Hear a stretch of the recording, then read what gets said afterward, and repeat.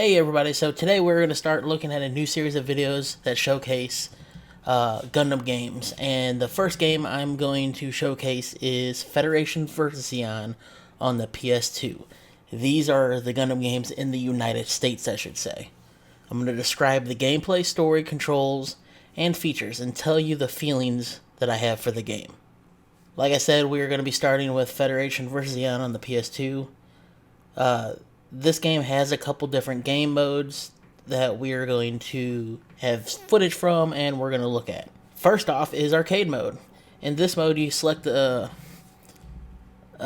mobile suits and you select a mobile suit for both space and ground, and then from there you do a select number of missions. We're going to go to arcade mode. I am doing Fetty because I like Fetty. Actually, let me go back real quick. I want to check something. Never mind, we're playing a Slacker. So the mobile suits we have is Gundam, Gun Cannon, Gun Tank, GM, Ground Type Gundam, and Ground GM. So I'm going to pick this. Options for Gundam are Beam Rifle, Hyper Bazooka, and Gundam Hammer. I just realized I need to move my phone in front of me. That way I can see the chat. I'm going to do Beam Rifle. And then for space, we have Gundam, Gun Cannon, Gun Tank, GM, and Ball. I'm doing Gundam again. Because the thing I'm going to show you soon, I don't want to do. And if you can beat them, you beat that mode. Now,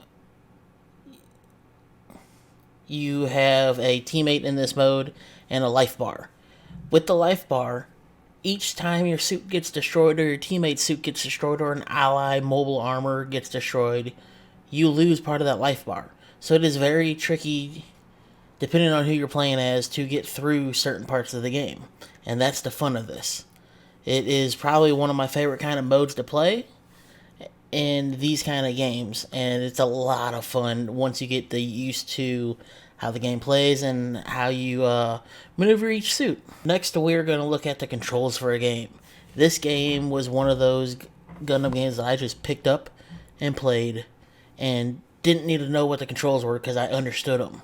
Now, there was a couple things I didn't know, which was like the R2, which is your secondary melee attack. That was something I never understood until recently, but that's okay because I didn't use it that much. But we're going to go through the controls. We're going to start at circle. And I'm going to hold up a PS4 controller, and we'll go through. So, circle is... There it is. Circle is target lock. Triangle is melee. X is jump or boosters. So if you want to jump, you tap it and hold it. If you want to activate boosters, you double tap it with a direction and hold it, and you'll boost. Square is primary fire. I should say square. L1 is command your ally. So it's like tell your ally to stand far away and hide, or do long range support, or be up close and do close range support, or cover you. R2 or L2 is reload. R1 is secondary fire, or fire secondary weapon, I should say.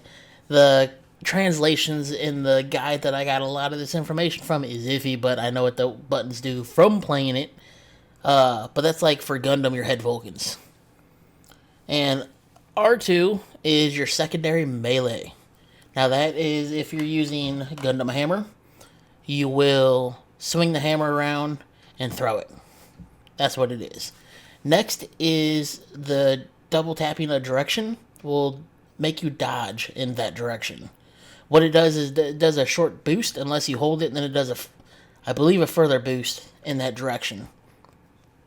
Now, the controls to me feel just right for this game, and it is one of the ones that you just pick up and play. So with that being said, we're going to move on to the next section. Now, the story is kind of different because it covers the one-year war from both perspectives. You play as a nameless pilot, and you go through the one-year war either as Federation or Zeon. There's a set number of missions for each side, and as you play, it gets harder. In this campaign, you get new suits that you help test or were given because you met a certain requirement in a level. Each mission has its own type of map and objective. Some missions will use the same map but have a different objective. For example, there is one in the beginning of the Federation campaign where you are on an island and you have to shoot a Gao down. It is very tricky because you have suits coming after you a lot, and you have to take the Gao down while still fighting the other suits without getting too damaged or even killed. The objective for the current mission that I'm showing is you have to destroy 10 targets.